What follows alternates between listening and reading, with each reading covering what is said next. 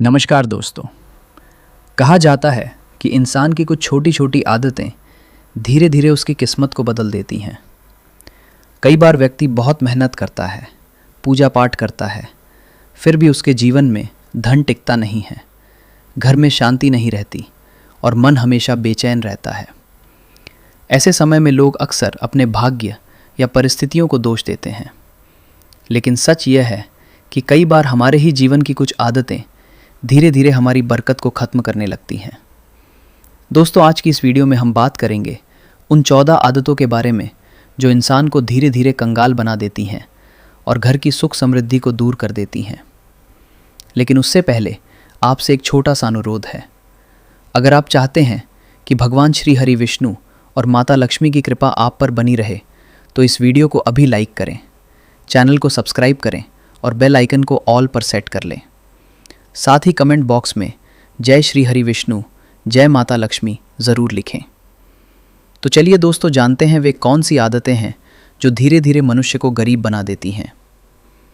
Number 1, घर में गंदगी रखना। जिस घर में साफ सफाई नहीं होती वहाँ धीरे धीरे नकारात्मक ऊर्जा बढ़ने लगती है। गंदगी के कारण घर में कलह, बीमारी और आर्थिक परेशानियाँ बढ़ जाती हैं। सुबह देर तक बिस्तर फैला रहना, रसोई में गंदे बर्तन पड़े रहना या घर के कोनों में जाले लगना, यह सब संकेत होते हैं कि उस घर की ऊर्जा कमज़ोर हो रही है। इसलिए घर को हमेशा साफ और व्यवस्थित रखना चाहिए। नंबर 2, फटे या गंदे कपड़े पहनना। फटे हुए या बहुत पुराने कपड़े पहनना दरिद्रता का प्रतीक माना जाता है। इससे व्यक्ति का आत्मविश्वास भी कम होता है और जीवन में नकारात्मकता बढ़ती है। साफ सुथरे और अच्छे वस्त्र पहनने से व्यक्ति के व्यक्तित्व में सकारात्मक ऊर्जा आती है और जीवन में उन्नति के रास्ते खुलते हैं। नंबर 3, बार बार पैर हिलाना। बहुत से लोगों की आदत होती है कि बैठे बैठे पैर हिलाते रहते हैं। वास्तु और मान्यताओं के अनुसार यह आदत मानसिक अस्थिरता और धन के नुकसान का संकेत मानी जाती है, इसलिए इस आदत से बचना चाहिए। नंबर 4, नाखून चबाना। नाखून चबाना केवल गंदी आदत ही नहीं बल्कि यह आत्मविश्वास की कमी का भी संकेत है। यह आदत धीरे धीरे व्यक्ति के व्यक्तित्व को कमज़ोर कर देती है और नकारात्मक ऊर्जा को बढ़ाती है। नंबर 5, पैर घसीट कर चलना। पैर घसीट कर चलना आलस्य और कमज़ोर मनोबल का प्रतीक माना जाता है। जो व्यक्ति तेज़ और आत्मविश्वास के साथ चलता है उसके जीवन में सकारात्मक ऊर्जा बनी रहती है। नंबर 6, कूड़ेदान को दरवाजे के पास रखना। घर के मुख्य द्वार के पास कूड़ा रखना अशुभ माना जाता है। इससे घर की सकारात्मक ऊर्जा बाहर चली जाती है और दरिद्रता प्रवेश कर सकती है। नंबर 7, घर में कांटेदार पौधे लगाना।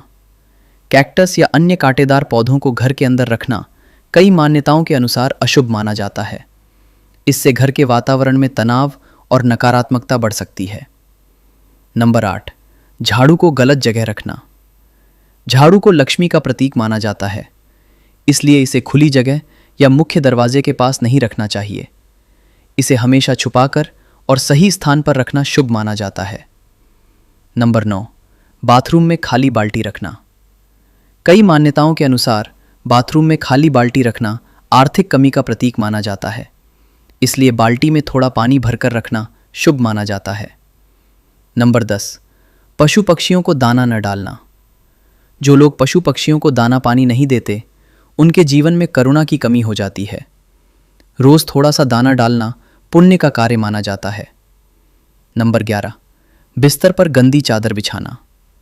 गंदी या फटी हुई चादर पर सोना मानसिक अशांति और नकारात्मकता को बढ़ाता है, इसलिए बिस्तर हमेशा साफ और व्यवस्थित होना चाहिए। नंबर 12, खाना बीच में छोड़ देना। भोजन को देवतुल्य माना जाता है। बिना कारण खाना अधूरा छोड़ देना अन्न का अपमान माना जाता है और यह आदत जीवन में असंतोष बढ़ाती है। नंबर 13, खाने की थाली में हाथ धोना। भोजन करने के बाद उसी थाली में हाथ धोना अस्वच्छ और अशुभ माना जाता है। हमेशा भोजन के बाद अलग स्थान पर जाकर हाथ धोना चाहिए।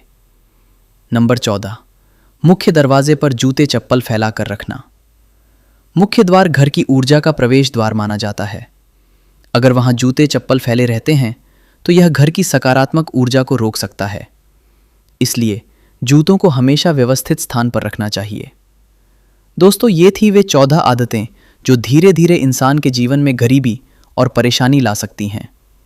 अगर आप इन छोटी छोटी आदतों को सुधार लेते हैं तो जीवन में सकारात्मक बदलाव आ सकता है।